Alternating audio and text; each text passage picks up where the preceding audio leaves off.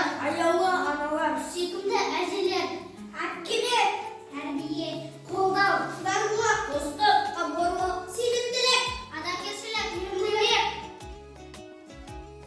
махаббат, нәзіктілік, назар, өмір, жаңалық, қорғаныс, танытқандарыңыз үшін жауапты аналар, білімді де мейірімді ұстаздар, әдемі әпкелер, сіздерді көктемнің бастау алған аналар мерекесімен құттықтаймыз.